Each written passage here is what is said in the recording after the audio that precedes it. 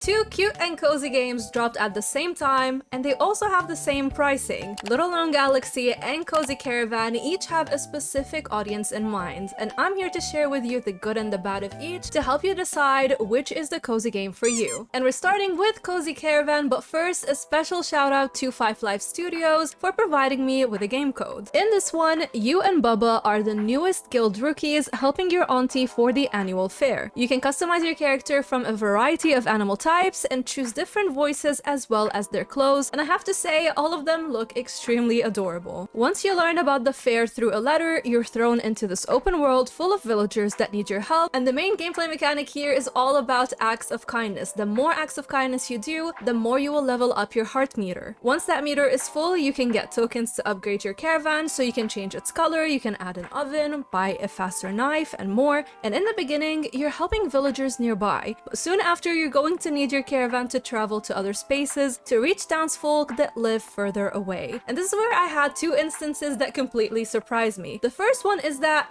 you can actually drive the caravan. I had no idea. I watched some of the trailers before, but I don't usually look too much into them because I like to keep a bit of an element of surprise when I actually play the game, so I had no idea that you can actually drive the caravan. And the second surprise was that the biomes are completely beautiful. When you're driving your caravan, you're going to explore beautifully crafted scenery that will literally make you smile and feel that the developers have put so much love into them. This is also accompanied by relaxing and charming music, and one of the tracks I could have sworn it sounds like a lo-fi version of The End of the World, and that song it's very special to me. It's one of my favorite tracks in Fallout 4, so I don't know if I'm wrong, but when I heard it I was like, wait, I know, like, what? This game. Anyways, we also have immersive sound effects like the sound of the caravan wheels on the wooden bridge, frogs making whatever noise they make, fire crackling at the campsite, and this gives you a sense of awe as you see the attention to detail not only in the sound department but also in the graphics. Oh wow, yeah.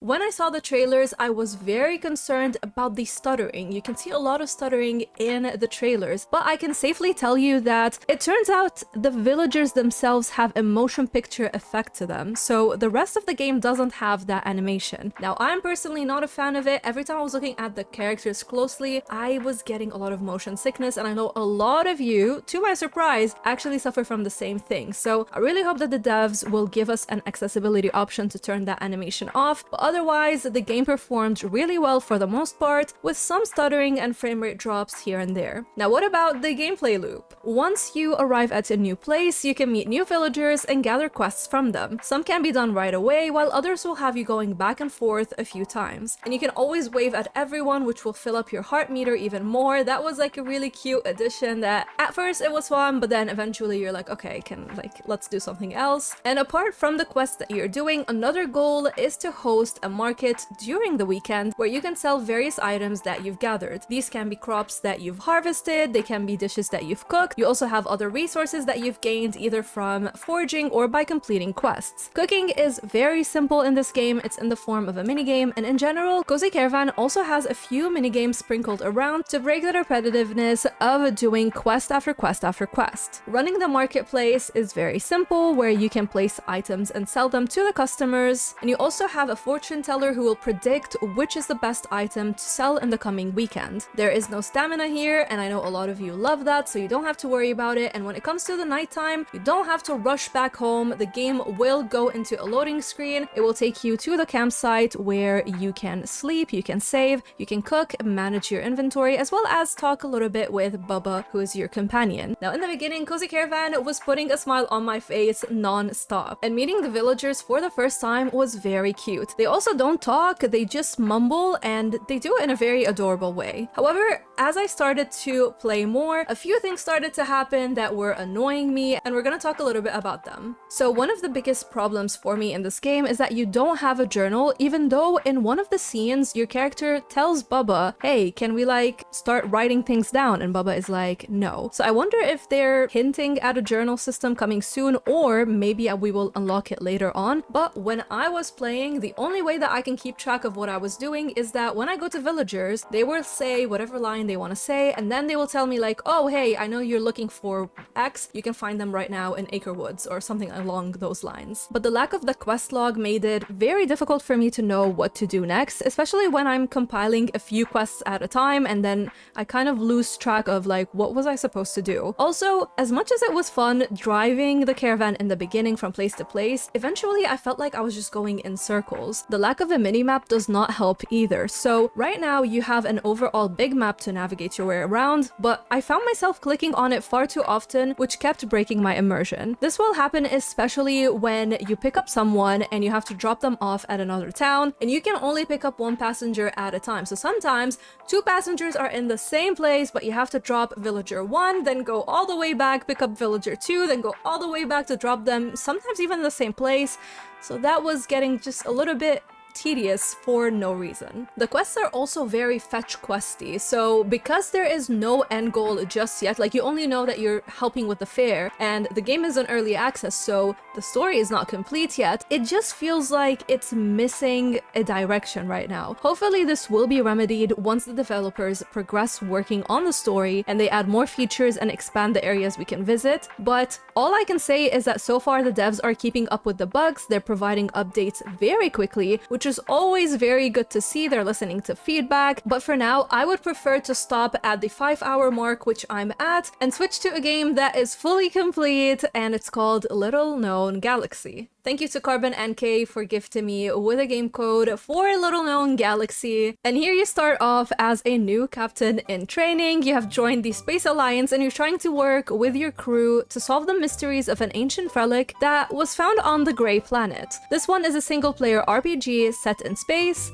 You can customize your character, choose your name, as well as your ship's name. I went with Teddy McShip. Teddy is my Pomeranian puppy. Anytime that I can bring him along in any game, I'm definitely gonna do so. And you make your way to this massive ship that, let's just say, is not in the best state. It's a complete mess. And as you start talking to the crew members, you'll realize that a lot of them have lost faith in future captains because previous ones seem to always abandon the mission and leave the ship behind. So naturally, when they see you and meet you for the first time, they don't really have that much high hopes for you either. Once you start, you'll get introduced to the ship, you have a quest to meet all the crew members, and in the ship you have different levels, so you can use the lift to go from level to level, and I really like the attention to detail in this game overall. Whether you're going from shop to shop, visiting crew members' houses, or even going up and down the stairs to the different levels in the ship, small details like this make Little Known Galaxy feel more immersive and lively. Every shop and house looks different and feels personal to the crew member that occupies them. Not only that, but also the crew members themselves have a set routine, so when you walk around and you're doing your day-to-day activities, you're going to see them have lunch, water plants, exercise, sometimes just take in the view or chatting together. You can also talk to them and give them gifts to raise their morale, so you can eventually marry your favorite bachelor or bachelorette, and it can be either a human or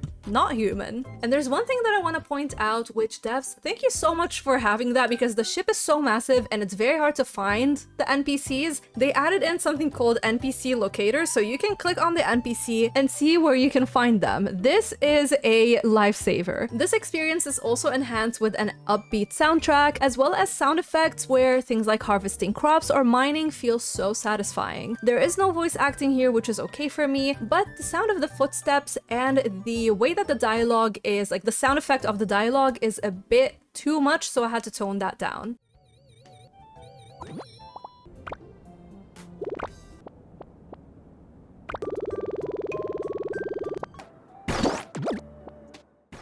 As you explore the ship, there are some sparkles that you can collect, which will grant you various resources, and this game is resource collecting heavy. You have different blueprints that you need to craft to slowly expand the capacity of your ship, so you're gonna need resources. You can create different machines, and these use power, and to fuel them, you need solar panels, which you can place on the outside of the ship. Things like this, just small things like, oh, these solar panels go on the outside of the ship, whereas the other machines go on the inside. It all makes makes Little Known Galaxy feel more immersive. But there is one thing that you need to know, which is the game is very slow at times and it's very grindy. This is a 40 to 60 hour game minimum, and in the beginning I just felt like I was already on day 20 and the mission was not really progressing much. As you progress through the story, you'll naturally want to upgrade your tools and upgrade the ship. You can also decorate to make everything feel like home. You have your own room to sleep in where you can also save. You can also receive emails in there. You can place furniture and manage your storage. You also have a robot outside where you can sell items that you don't need anymore to get some money. And I really like that we have a storage box next to the crafting station, meaning that you don't have to carry things around. In the beginning,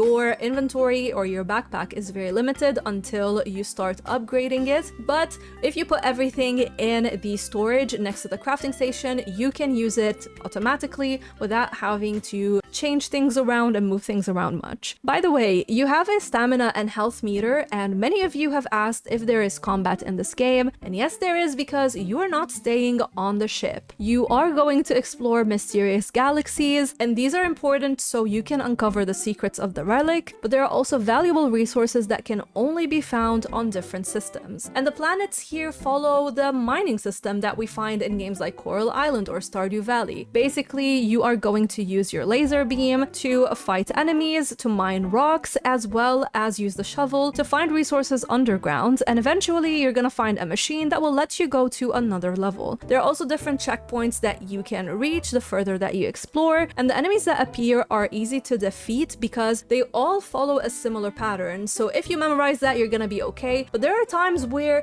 they will be like in the same very confined space, about 6 mosquitoes, let's say, and they're all just coming right at you. So it can get a little bit overwhelming. You also have these cute Xenos that you can collect and hatch, but I haven't unlocked them just yet. I cannot wait to explore why they're here and what purpose they serve in this game. Little Known Galaxy also, as I said, has a lot of grinding, so everything you need is gonna require plenty of resources, and because you have a limited amount of health and stamina, you might find yourself going to bed very early in the beginning until you start upgrading your bag and your tools and unlocking new shops that have been run down on the ship. I really like the space theme going on here. It's very different from the other typical like, oh, I got bored with city life and I just wanted to move to the rural area and help my grandparents or something along those lines. And you're also working on leveling up yourself. You start as a trainee, but the goal is for you to become a trusted captain of the ship, and I feel like having this goal and the different mechanics thrown in make it worthwhile for you to progress and put up with the grind, even if it can be a little bit too much at times. I had a very smooth experience with this game. I had no crashes, no bugs, and the game is Steam Deck verified, so it's perfect for bed gaming sessions. I'm intrigued to figure out what the secret of the relic is. The NPCs are also interesting and fun to talk to. The grind, as I mentioned, can catch up with you if you're not used to that kind of gameplay, so this is not a game that you can finish in a weekend or two. This is an easily 40 to 60 hour campaign, and then up to 100 hours long if you're a completionist. As for me, Cozy Caravan is such a cute, cozy, and colorful game that really put a smile on my face for the first 2 hours. It really made me feel like a kid when I was playing it. The charm it has was amazing to see. However, the story as it is right now is very lacking, so the more that I played, and once I reached the 5-hour mark, I had to put it down because it became very repetitive and it felt aimless. So when I put it in comparison to Little Known Galaxy,